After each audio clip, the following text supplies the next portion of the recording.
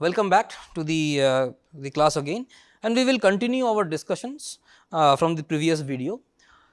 So, in the previous video we were discussing about the irreversible steady flow devices, and now what we will do is we will see how to quantify the work output from an irreversible or rather from an actual steady flow device and compare it to idealistic or reversible steady flow devices. So, we will take an example of a turbine. As you can see here, this is the same example we considered in the previous class, and we should note that for if this turbine is operating isentropically, that means adiabatically and reversibly, then the gas in the turbine will follow this path, this blue path vertically downwards. And let me also point out that although I have drawn TS diagram here, I could have easily replaced this T with H. Okay. So, for a vapor or for a gas, HS diagram, the enthalpy entropy diagram will look very similar to a temperature entropy diagram. Okay. And this enthalpy entropy diagrams are sometimes for gases are sometimes called as Mollier diagram. But anyway, so I can write H/T for a gas or a vapor, because they will look very similar. Okay. For an ideal gas, they will be exactly H and T are exactly proportional. I mean, they are not linearly proportional necessarily, but they are proportional. Okay. And H is a function of temperature only.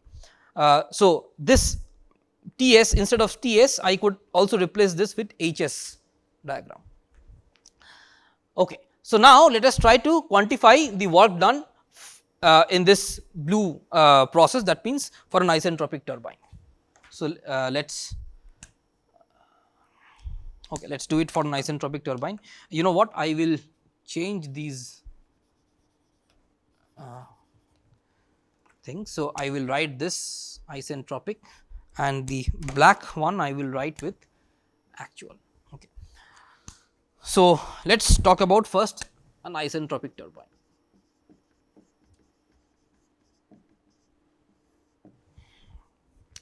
So, you can show that the work output for an isentropic turbine, WT isentropic, this T means turbine and IS means isentropic, is nothing but m dot times HI minus HES.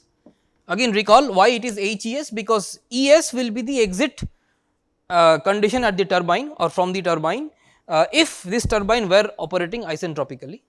So, that is why we are putting HES here, and you should keep in mind the other assumptions as well. For example, the kinetic and potential energy changes have been neglected.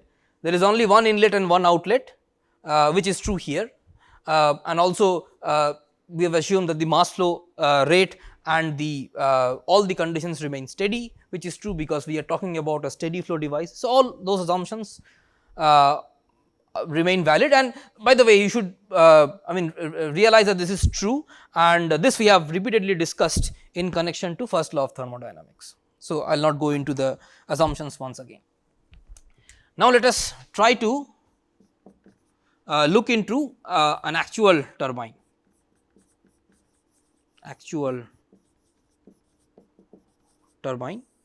So, for an actual turbine where the process that takes place is from I to EA, right, this is what we discussed.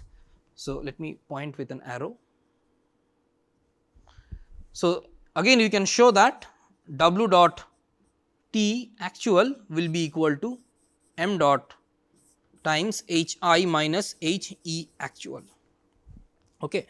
By the way, you should realize that in both the cases there is no heat transfer. So, because this actual turbine is also working in an adiabatic fashion. So, to summarize, this is what you actually get given the inlet conditions. So, again remember that the inlet conditions we do not change, the mass flow rate also we do not change between the isentropic and the actual turbine. Okay. Both these mass flow rate and the inlet conditions remain the same, but the exit condition changes depending on whether the turbine is isentropic or not. So, this is what you actually get, but this is what you want ideally. Okay. And it can be shown that, or rather you can quickly follow that WT actual will always be less than W dot reversible.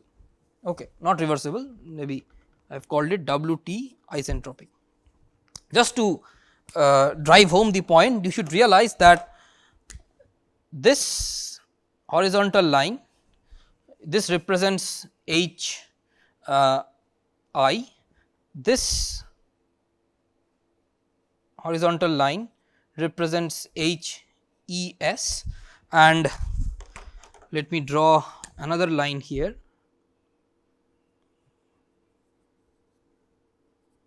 This represents H E actual. Okay. Is it visible? Okay. Okay. Right. That's okay. So no need to. Right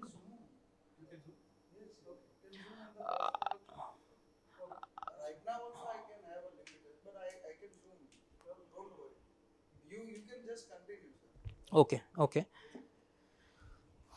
So you can see that for a real device, a real turbine, you are talking about this particular difference, that is the work output, whereas for an isentropic turbine, isentropic device, you are talking about this much of an output, okay, this difference. And this blue line, this blue curve that I have drawn, bracket that I have drawn, definitely represents a bigger difference, right, than as compared to the black difference that I have drawn here, which represents an actual device. So that means that the work output for an isentropic, from an isentropic turbine, given the initial condition and given the inlet and the outlet pressures, is always larger as compared to an actual turbine. So ideally you want the blue difference, but what you end up is with this black difference, okay. So which makes this statement true. So then what we do is we want to then quantify how close are we to an isentropic turbine, to an isentropic operating conditions, right, because that will tell us how much we can improve our turbine. So to quantify that, we define something called an isentropic efficiency, which I have written here, and this is defined as eta is, isentropic efficiency, is equal to W dot turbine actual divided by W dot turbine isentropic.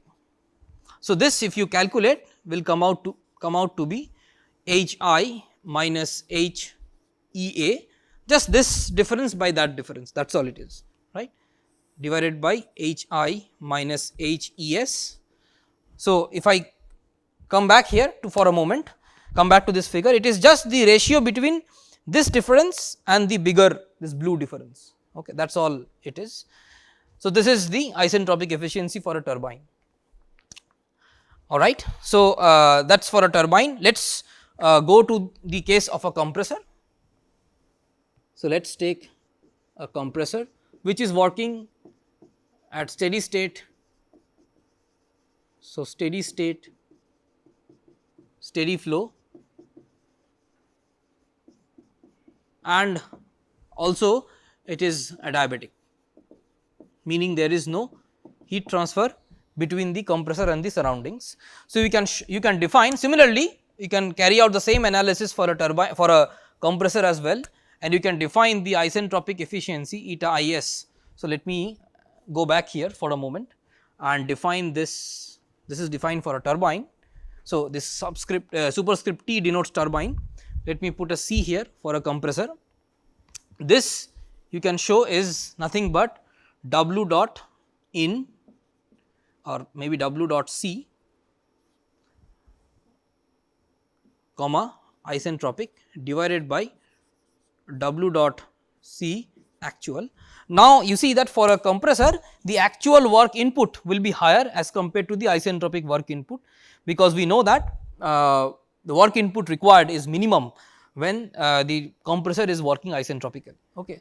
So this is how you define the isentropic efficiency of a compressor, which in this case will just be equal to H E S minus H I divided by H E A minus H I, okay. So that is what you get for a compressor. Let me just point out what I mean here with this quick schematic. So, this suppose is a compressor, this is inlet, this is outlet. So, the exit can be either ES, which is isentropic, or it can also be EA, which is actual, right. So, for the actual compressor, the work input required will be higher. Okay. So, we can also extend this same definitions to nozzles and diffusers, and we will probably end here today for now. Nozzles and diffusers we will very quickly cover in the next video. Okay. So, let us end here. Thank you very much.